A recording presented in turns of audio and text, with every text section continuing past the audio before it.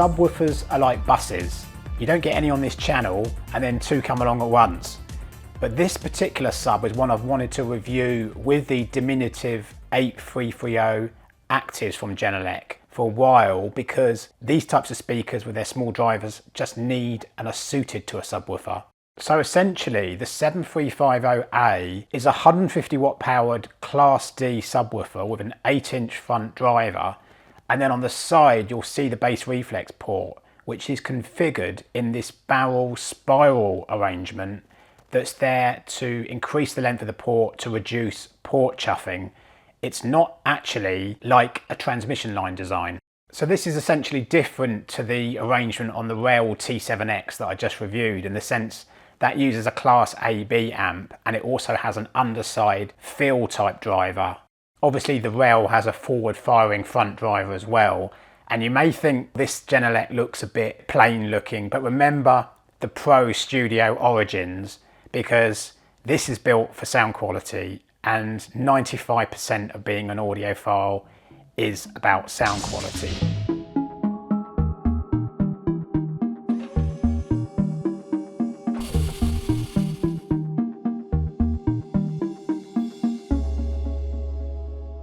So if you look at the side of this subwoofer, you're going to see loads of analog inputs and outputs, and that's for combining all the bass information from surround sound processors. And you'll also notice there's an AES EBU digital input and a similar AES EBU digital output. So if you're using this particular subwoofer with Genelec's digital active speakers, ideally to keep everything in the digital domain, when using Genelec's GLM room correction technology, which is a digital based way of correcting for your room, you ideally want to use the digital inputs and outputs of this subwoofer, but you can use analog as well, and GLM does work in the analog domain. Obviously analog to digital conversion is going on first. In terms of connecting this subwoofer up, instead of going into one of the active speakers like I did before, you go into the digital AES input of the sub and then out into one of the satellites, and then from there you go into the other one. I'll provide a quick recap in a minute, but just to say, don't get all snake oiled up with cables with these particular speakers and this subwoofer, because they just don't need them, and you start to realise pro audio companies don't use them either. I'm talking about very expensive hi-fi cables. I just used cheap Megami cables for this review and perfectly adequate.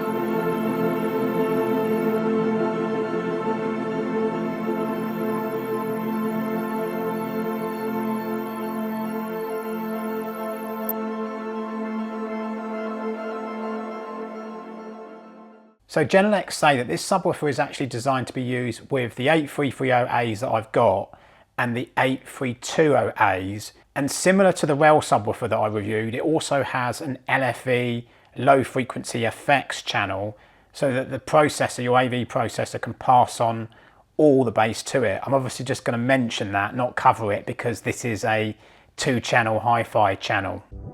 So one thing that came out of my previous video on the 8330As is people saying Genelec are only designed for near field listening. Obviously the smaller drivers, smaller waveguide of the drivers, less dispersion because you're sitting close to the speakers and getting a flat frequency response. In other words, all of that suits that near field listening environment. But that's not actually my experience, as Rowan Atkinson says, whatsoever. And I've actually found these speakers are up there with much pricier models, and maybe that's to do with my listening room. I sit in an oblong room close to the long wall, so I'm not massively far away from these speakers.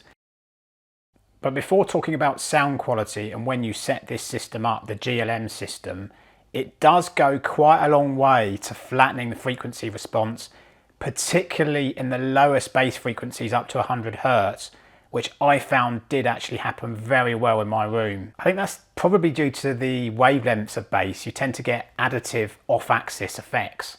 But before you actually do the calibration, which by the way I did via my MacBook Pro, you can use Windows as well I believe, you have to daisy chain all the components together. And a quick recap from my previous video.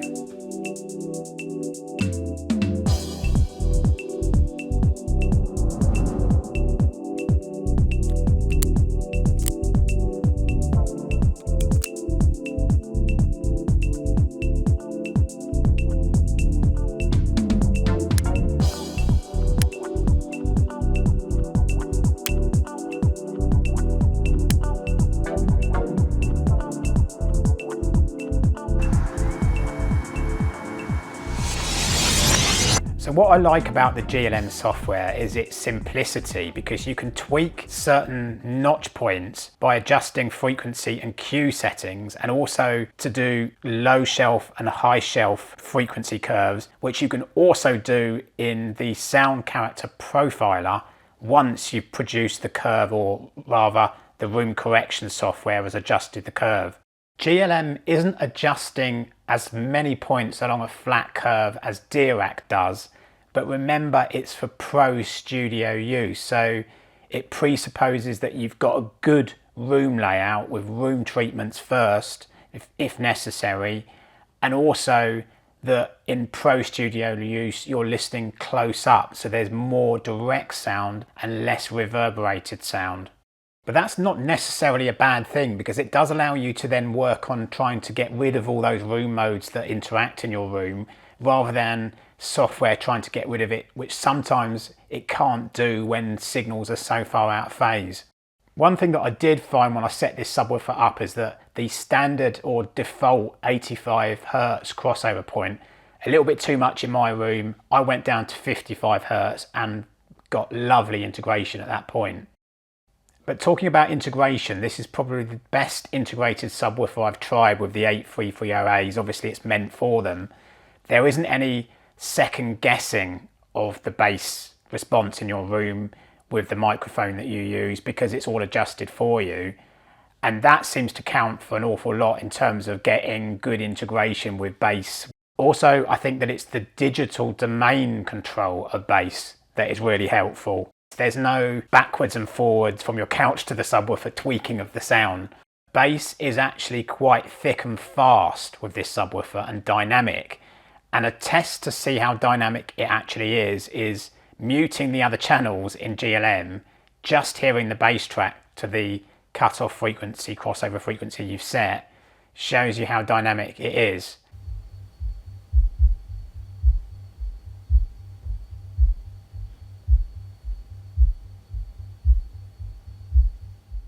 So I thought I'd mention this for Genelec's benefit, but they've just brought out a new version of GLM called 4.2, which includes their new feature called Grade, G-R-A-D-E, which, let me get this right, stands for Genelec Room Acoustic Data Evaluation. And it's basically a report generated after you do the room calibration that gives you information about how to improve your setup, and taking specific information from the calibration in that respect. The other feature that I found useful so far as setting this subwoofer up is the GLM multi-point calibration. So it's a bit like Dirac, where you set microphone up just slight points away from your listening position, and you can do as many as you want. I think generally GLM is set up so that you can use different calculations depending upon where you sit. So for room recordists, they could be sitting on a couch, and then you'll see them sitting at their desk in the recording console. The reason quite possibly why bass is so well integrated in this system is because of the phase alignment digital correction that this subwoofer technology uses. It's not just 0 to 180 degrees like some subwoofers that have a switch, but it goes through the full 0 to 360 degree ambit and aligning phase with your main speakers. Obviously this subwoofer is meant to be used with Genelec speakers, it's specific to them. If you've never tried a Genelec subwoofer and you have Genelec active speakers, it's worth giving it a go. Remember, I'm a hi-fi enthusiast. I'm not trying to sell you anything. I make these videos because I'm a hi-fi enthusiast, and as always, a hi-fi review is for a shortlist. Thanks for watching.